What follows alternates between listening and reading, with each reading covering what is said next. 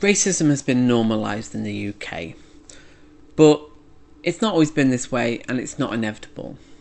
So let's go back to 2009 when Nick Griffin, leader of the BNP, was torn to shreds on Question Time for his fascist, racist, hate-mongering, anti-Semitic, racial politics.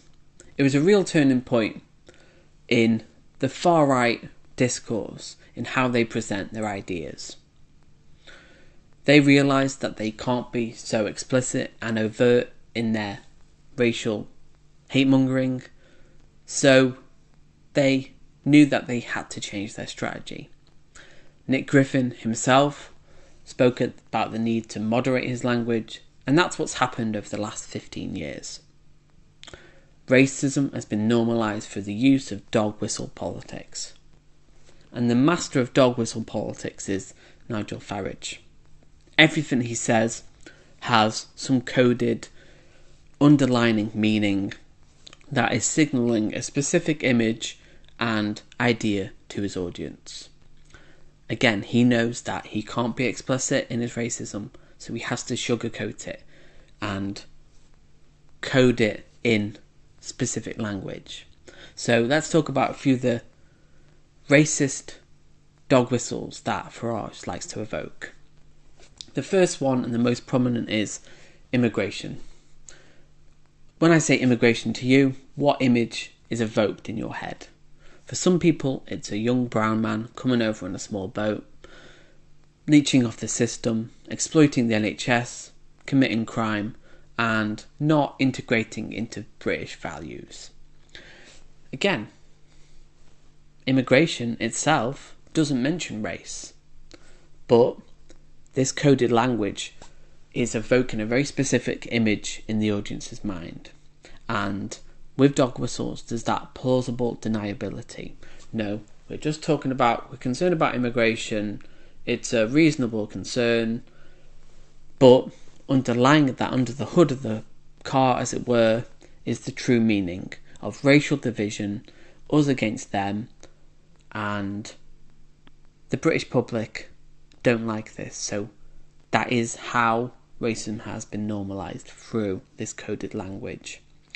So what other examples of racist dog whistles does Farage evoke? Well, there's the idea that they, i.e. immigrants, don't understand our values.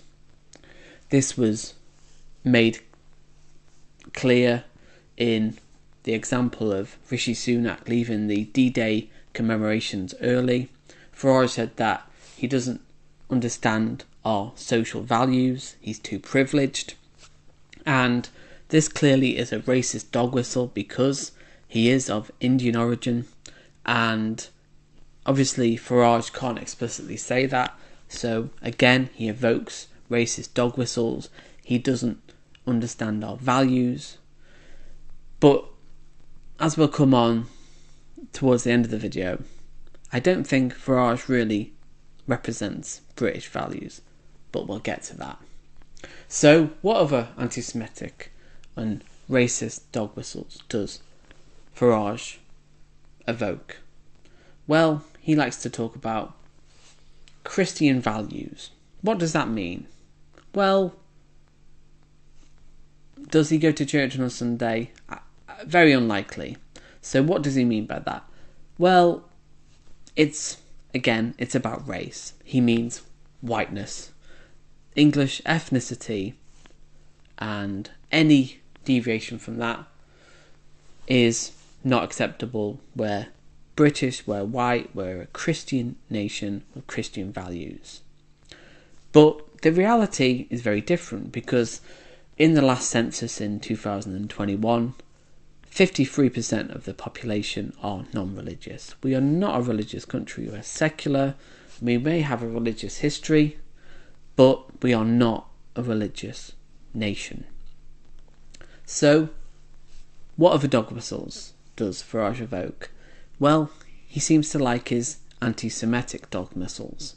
So, a good example is George Soros funded organisations, which is a classic racist anti-Semitic dog whistle that refers to the billionaire Hungarian Jew George Soros, who has funded organisations, progressive organisations, and it's that anti-Semitic trope, very dangerous and divisive trope, that these people, Jewish people, control organisations, institutions, and they're using their power to corrupt. It's a very dangerous ideology, and along with his mention of George Soros, he likes to talk about cultural Marxism, which again is another anti-Semitic trope, which goes back to 1930s Germany and cultural Bolshevism, the idea that Jews and the communists are controlling academia, then controlling science, and they're soiling and undermining the fabric of German values, and they're basically controlling and poisoning the German population, and they need to be eradicated. And in many ways, not much has changed. We are talking about very similar language. So, cultural Marxism, George Soros, also the unelected globalists. Again, another very anti-Semitic trope of there's a cabal of people controlling banks, institutions, and some people have mentioned the globalists in the comments on my videos, and I always ask who are these globalists, and I never get an answer because they know it's an anti-Semitic trope and it's unacceptable. Also, Farage has been a guest on Alex Jones's show. He's a far-right conspiracy theorist in America who has had Kanye West on, another anti-Semite, and Farage is very conspiratorial. He talks about, again, George Soros.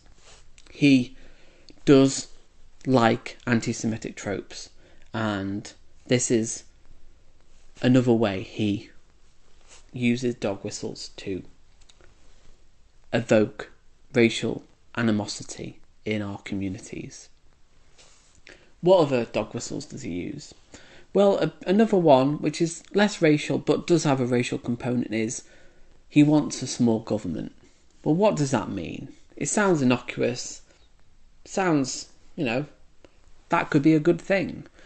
But what he means by that is getting rid of the welfare system, getting rid of the NHS.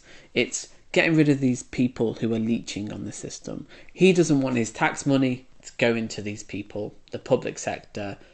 He wants to get rid of it. And this has a racial component as well, because he sees often the idea of the immigrant being on welfare and leeching off the system, and they don't want to pay taxes, they want all their money.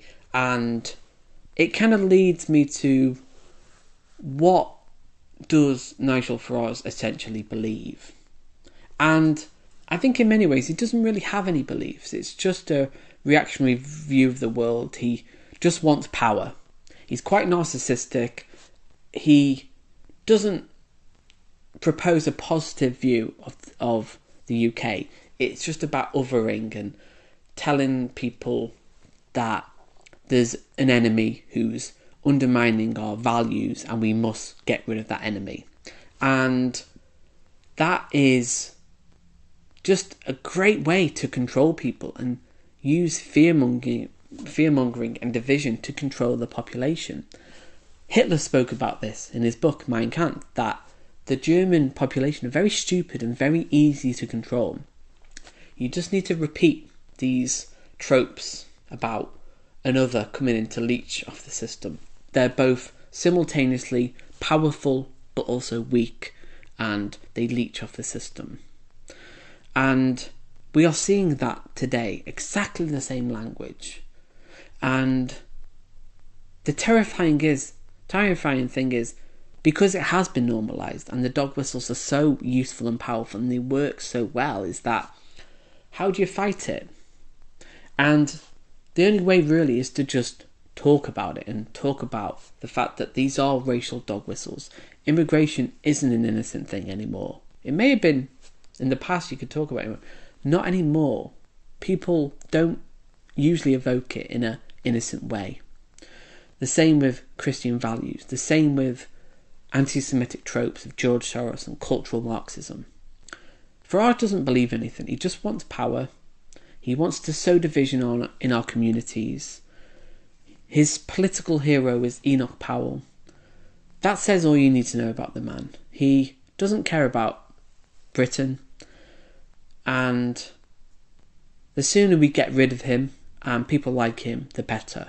And I think people will slowly wake up to what he represents, because the dog whistles are working at the moment, but once people realise that what these dog whistles represent are racist, and we fought fascism in World War II, we won then and we will win again. Comment below, how do people not understand the fact that racism isn't what it was, it's more sophisticated, and why are they so in denial about the fact that they have been caught up in these racist dog whistles? And I'll see you in the next video.